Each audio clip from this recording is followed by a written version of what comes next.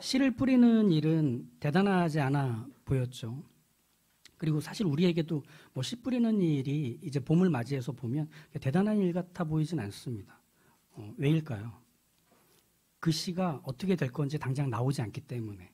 그러니까 씨를 뿌린다고 해서 제크와 콩나무처럼 다음날 확 자라오르는 일은 없잖아요. 그냥 뿌린 채로 시커먼 땅 그대로입니다.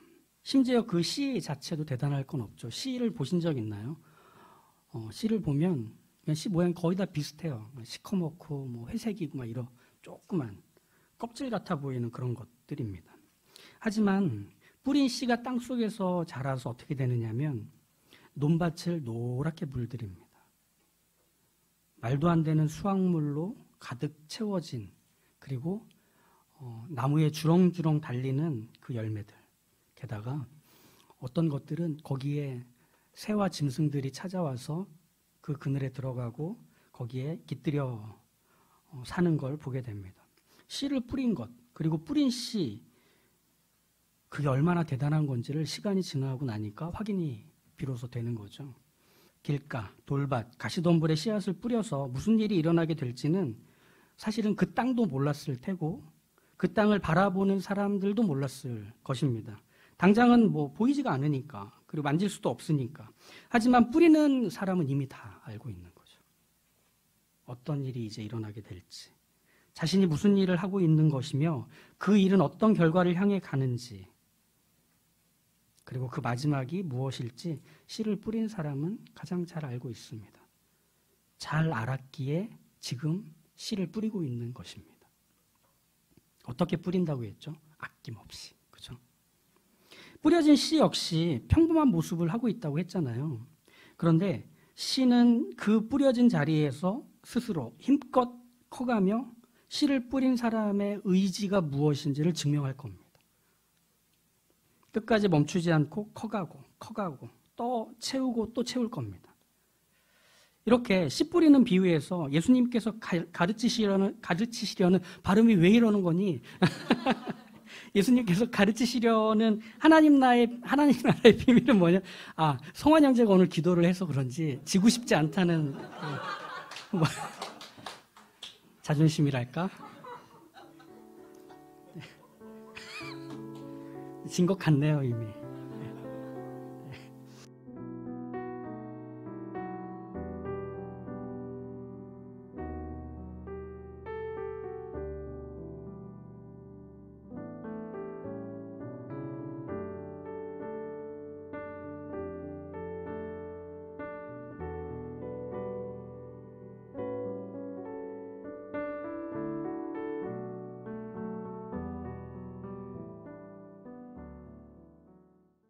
씨 뿌리는 비유에서 예수님께서 하나님 나라의 비밀이 뭐냐라고 말씀을 하실 때 그것은 이렇게 말할 수 있을 것 같아요. 앞선 두 가지 얘기들을 끌어온다면 아무도 모른다고 해서 아무 일도 일어나지 않는 건 아니더라는 겁니다. 씨 뿌리는 자가 있었고 아낌없이 뿌려진 씨가 스스로 커가는 게 있었다는 걸 생각해 보라. 이것이죠. 그런데 이제 여기서 중요한 것을 우리가 하나 짚고 이 다음의 내용들로 넘어갔으면 하는데요. 아무것도 모르고 그리고 또 아무도 모른다는 사실 때문에 아무 일도 일어나지 않는다고 여기는 자리에서 무슨 일이 일어나고 있다는 걸 안다는 건 쉬울까요? 어려운 일이죠. 그래서 하나님 나라의 비밀에서 우리 편에 요청되는 것이 하나 있습니다. 하나님 나라의 비밀, 그것은 믿음으로 아는 것입니다. 구원이란 이미 시작됐죠. 그리고 그 구원은 점차 구체화되어 갑니다. 구원받은 이유를 우리가 살기 때문이겠죠. 구원이라는 것은 어떤 시작이냐? 하나님과의 깨어진 관계가 다시 복원이 되는 게 구원의 시작입니다. 그러면 이 복원된 관계 안에서 이제 우리는 하나님과 뗄래야 뗄 수 없는 사이로 살아가는 것, 이게 말하자면 구원받은 삶이 되는 것이죠. 그런데 이게 우리에겐 낯선 거예요. 왜냐하면 구원받기 이전이 있기 때문입니다. 그러니 구원받은 이후의 시간들은 우리가 살아본 적이 없는 시간인 거예요. 구원받은 이전의 시간만을 우리가 과거로 갖고 있어서. 그러니 살아가는 방식, 그리고 이 세상이 돌아가는 모든 구조와 원리들 안에서 우리는 좀처럼 새로움을 추구하고 살아가는 게 투쟁해야 되는 일이 돼요. 나 자신도 그걸 견디기가 참 벅차요. 낯서니까. 낯선 게 멈추지 않는 걸 고난이라고 하잖아요. 그러면 구원받은 이후의 삶은 뭐 하나 평탄하고 쉬운 게 없는 모든 게 낯선 것, 그리고 그 낯섦이 반복이 되는 불편하고 어려운 것들의 시간인 거죠. 그러니 그 시간을 어떻게 살 수 있는가? 믿음으로 사는 겁니다. 왜? 하나님이 시작하셨고 하나님이 시작하신 것을 하나님이 이루시기 때문에 그것들을 우리는 믿음으로 그 현재를 기다리며 한 걸음 한 걸음 걸어가는 것이 되겠죠. 그러니 하나님 나라는 끊임없이 우리에게 믿음을 요청할 수밖에 없습니다. 그렇다면 믿는다는 건 이런 걸까요? 하나님이 시작하셨으니 반드시 그 끝은 해피엔딩일 거야. 이걸 믿는 걸까요? 아니면 겁나고 의심스럽고 피곤하지만 그래도 계속 참고 버티다 보면 좋은 일이 생길 거야 라고 하는 막연한 기대, 그걸 믿음이라고 얘기하는 걸까요? 씨가 뿌려져서 이미 새로움 그리고 변화를 시작하신 하나님은 그것이 결실될 때까지 멈추지 않으실 겁니다. 근데 거기서 우리가 아무것도 안 한 채로 그냥 수동적으로 끌려가느냐? 아니요. 거기서 우리도 해야 될 것이 있다는 것입니다. 즉 우리가 해야 하는 일이 우리의 기대와 예상보다 훨씬 크고 높고 풍성하다는 사실은 우리에게 무엇 하나 쉽지 않고 만만하지 않고 힘겹고 버거울지라도 그것을 하나님이 우리와 함께 하자고 하셨다는 사실 앞에서 우리는 그 경주를 멈추지 않고 갈 수 있는 것, 이게 믿음으로 사는 삶이라는 겁니다.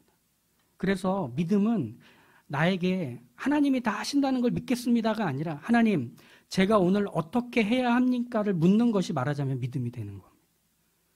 하나님, 제가 오늘 무엇을 어떻게 해야 합니까? 이것과 관련해서 좋은 성경 구절 하나를 제시하며 오늘 이것이 우리에게 적용되는 내용들로 확장하고 싶은데요. 갈라디아서 5장 16절에서 24절입니다. 내가 이르노니 너희는 성령을 따라 행하라. 그리하면 육체의 욕심을 이루지 아니하리라. 육체의 소욕은 성령을 거스르고 성령은 육체를 거스르나니 이 둘이 서로 대적함으로 너희가 원하는 것을 하지 못하게 하려 함이니라. 너희가 만일 성령의 인도하시는 바가 되면 율법 아래에 있지 아니하리라. 육체의 일은 분명하니 곧 음행과 더러운 것과 호색과 우상 숭배와 주술과 원수 맺는 것과 분쟁과 시기와 분냄과 당짓는 것과 분열함과 이단과 투기와 술취함과 방탕함과 또 그와 같은 것들이라. 전에 너희에게 경계한 것 같이 경계하노니 이런 일을 하는 자들은 하나님의 나라를 유업으로 받지 못할 것이요 오직 성령의 열매는 사랑과 희락과 화평과 오래 참음과 자비와 양선과 충성과 온유와 절제니 이 같은 것을 금지할 법이 없느니라. 그리스도 예수의 사람들은 육체와 함께 그 정욕과 탐심을 십자가에 못 박았느니라. 이 갈라디아서 5장 16절에서 24절의 이 말씀은 지금 제가 앞서서 말씀드린 내용들의 정리라고 이해하시면 됩니다. 뭐냐? 우리가 살아가는 삶의 익숙한 방식들은 하나같이 구원받기 이전의 모습들, 모두가 다 그렇게 살아가고 있는 어떤 죄의 구체적인 항목들, 이것이 우리가 늘 치열하게 갈등하고 싸우는 영역들에서 찾아오는 유혹이며 힘이라는 거예요. 19절에 보시는 것처럼 음행, 더러운 것, 호색, 이런 것도 우리가 안 가르쳐줘도 잘하는 겁니다. 누가 도움을 안 줘도 열심히 하는 것들입니다. 그런데 반면에 오직 성령의 열매로 이런 것이 있다라고 시작하는 22절의 내용들은 하나같이 구체적이지 않고 배워본 적이 없는 것들입니다.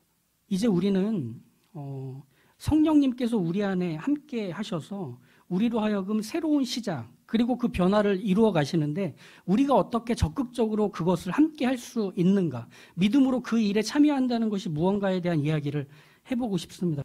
먼저 성령의 열매라고 하는 것은 9가지 열매가 아닙니다. 성령의 열매는 한 열매에서 나오는 9가지 맛입니다.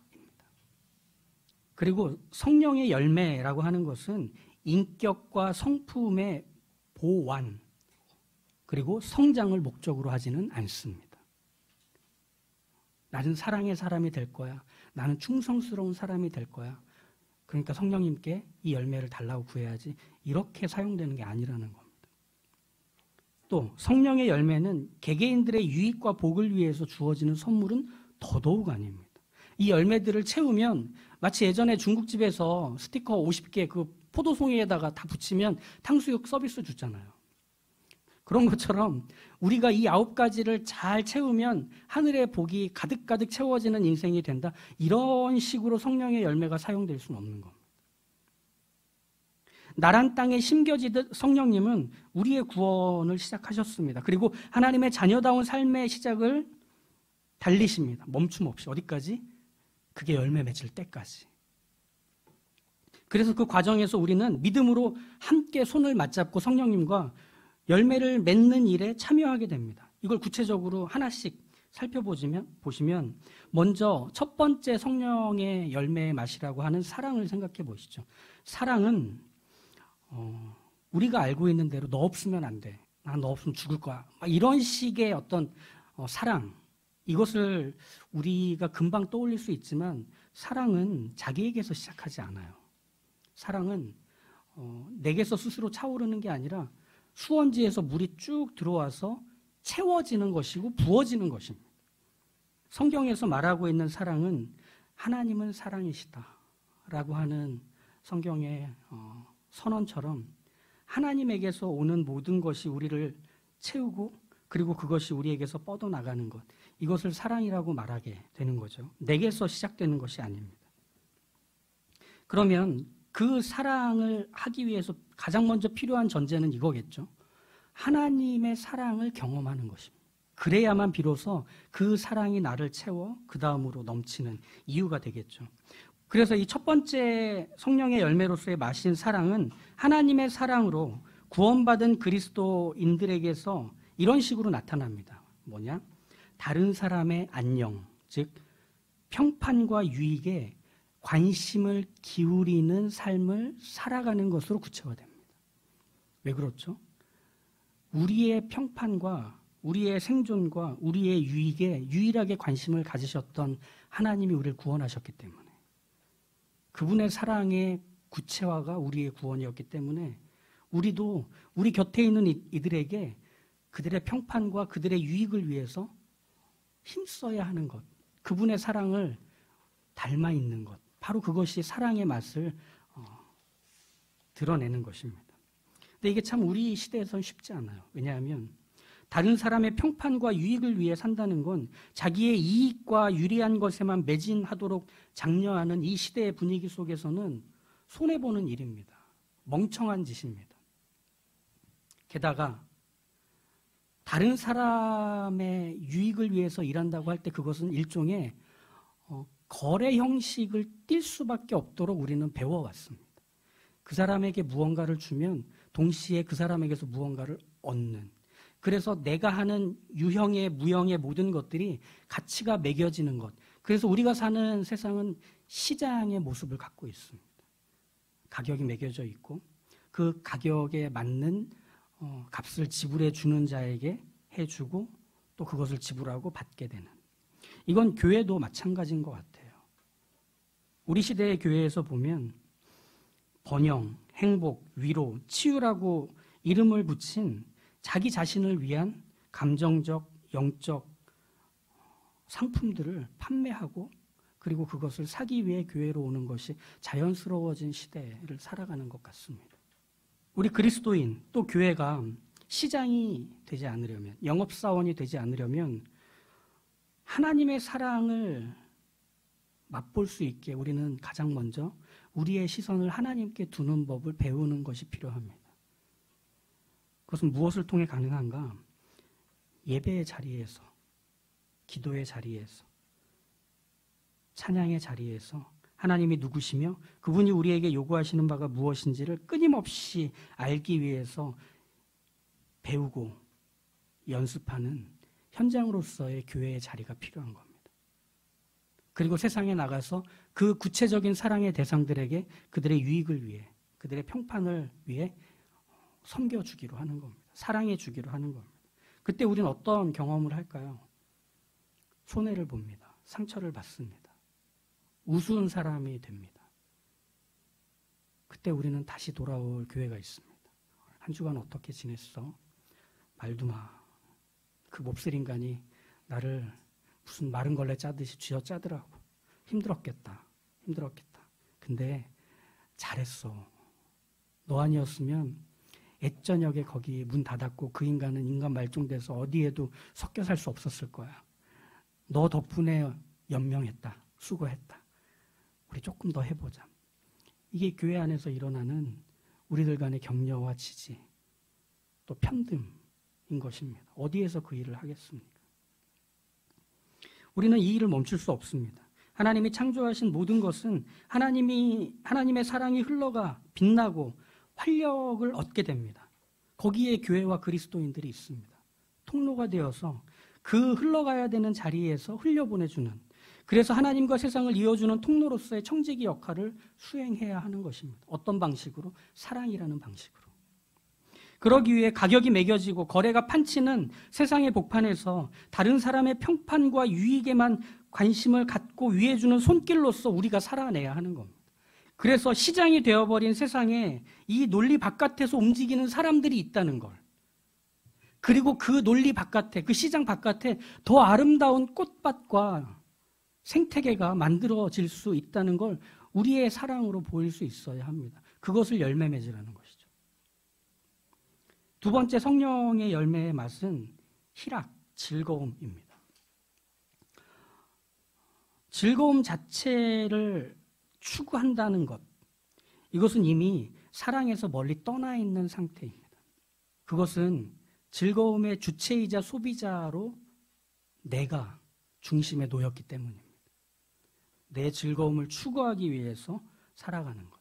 그러면 날 둘러싼 모든 건 내 즐거움을 위해서 소비되어야 하는 불쏘시개가 될 겁니다.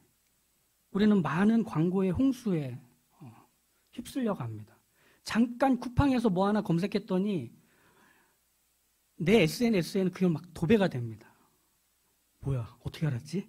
근데 그 광고에서 우리에게 만들어주는 행복의 이미지라고 하는 것은 이런 거 아닙니까? 네가 그걸 사야 행복해. 네가 즐거워지려면 지불을 해야 돼. 너 이거 갖고 있어야 즐겁다? 로 몰아갑니다. 이런 소비주의 문화는 늘 새로운 것, 남들과 다른 것을 가지고 있어야 즐거울 것이라며 우리를 계속 자극하는 이 세상의 복판에서 우리가 삽니다.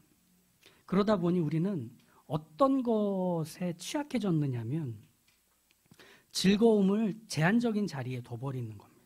내가 즐거움의 주체가 되고 소비자가 되자 우리는 고통, 힘겨움, 시련, 환난, 불편함, 이런 것들이 즐거움과 상극이 되는 무엇이냐 생각하게 된 것입니다. 그래서 우리의 삶에서 그것을 도려내어야만 우리는 정말 즐겁고 기쁜 행복의 삶을 추구할 수 있을 거라고 생각합니다. 그런데 로마서 5장에서 이런 말씀이 있더라고요. 다만 이뿐 아니라 우리가 환난 중에도 즐거워하나니 이는 환난은 인내를, 인내는 연단을, 연단은 소망을 이루는 줄 알미라. 무슨 삶이죠? 소개받아 본 적이 없는 삶이죠. 즐거움의 주체가 내가 된 그 기준과 원리 속에서는 환난이 즐겁다고? 고난과 어려움, 이해받지 못함, 오해를 산다는 게 거기서도 즐거움을 마련할 수 있다고? 이게 뭐지? 왜냐하면 사람의 참된 즐거움이라는 것은 제자리를 찾았을 때 차오르는 것이기 때문입니다. 그 제자리라는 것은 하나님 앞, 즉 하나님이 우리의 즐거움의 주체가 되어 그 즐거움이 우리에게로 오는 것입니다.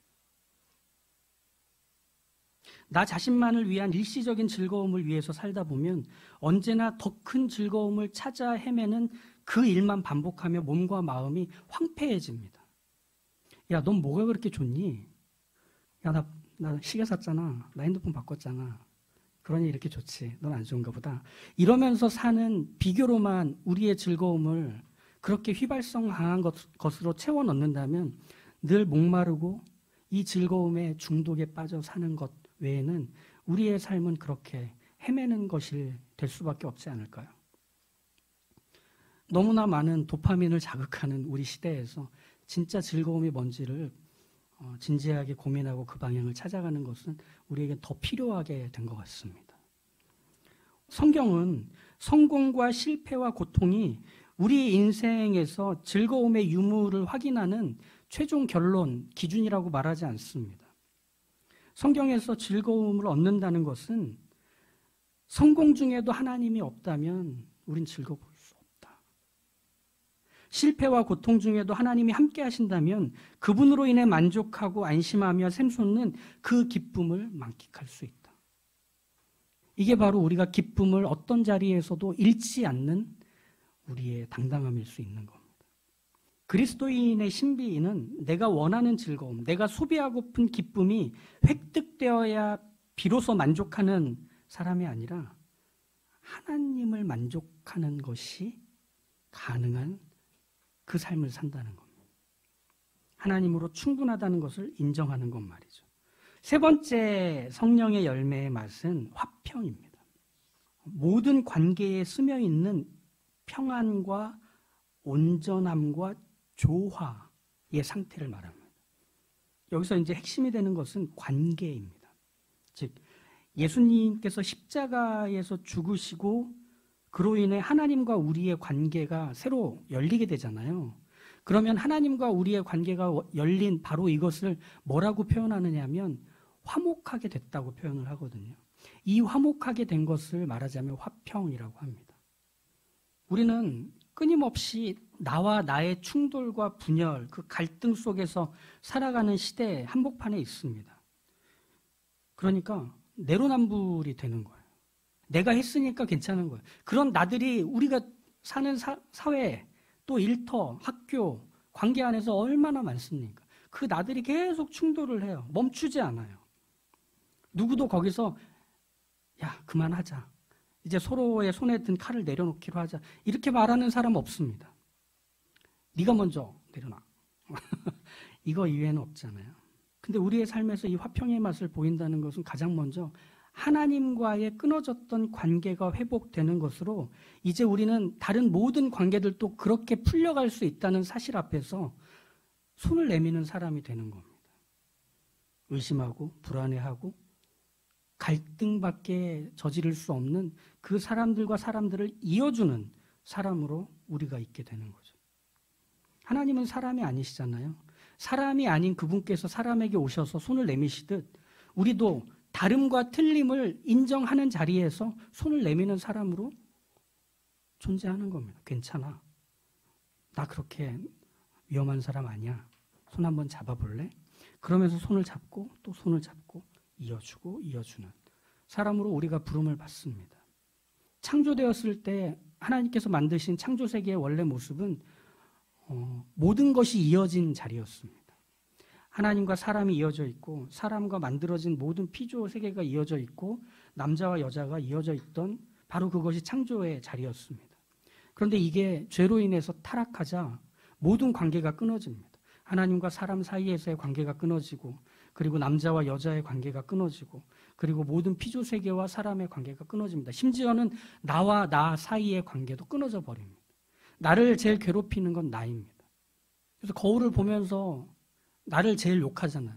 넌 어제 그거 먹지 말라니까 기어이 먹어서 또 동그랗게 해서 교회 가는구나. 나를 제일 비난하는 게 결국 나예요. 엄격하게. 바로 그 자리에서 손을 내밀 수 있는 사람이 화평의 사람이 되겠죠.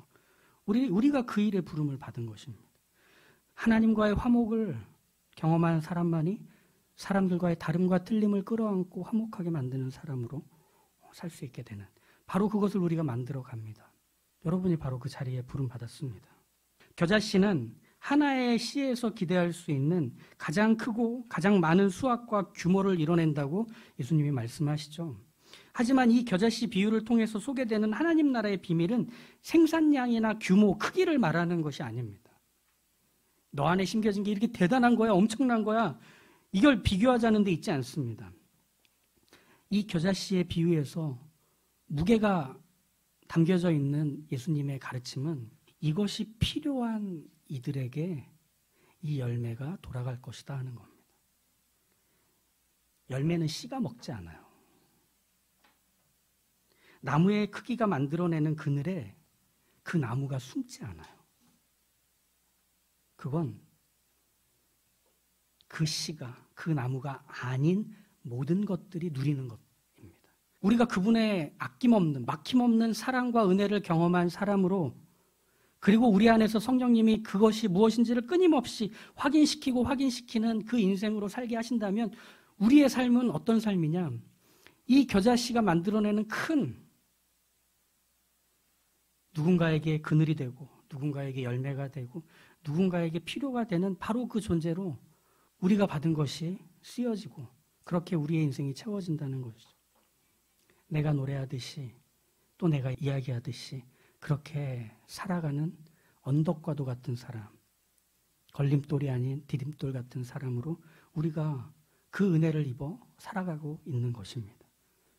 예수님의 이 비유, 하나님 나라는 그렇게 세워지고 확장되어 간다는 것을 다시금 예수님께서 우리에게 분명히 말씀하신다는 사실 앞에서 아멘이라고 말할 수 있다면 우리는 이 세상이 이제 하나님의 재창조의 영역 안에 들어와 있음을 선언하는 나팔이 될 것입니다.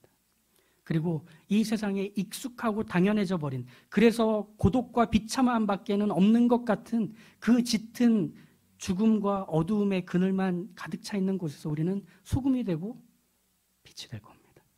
바로 이 사람으로 부름받은 우리임을 기억하시고 그 주어진 구원받은 이후의 삶을 살아갈 수 있기를 주님의 이름으로 축복합니다.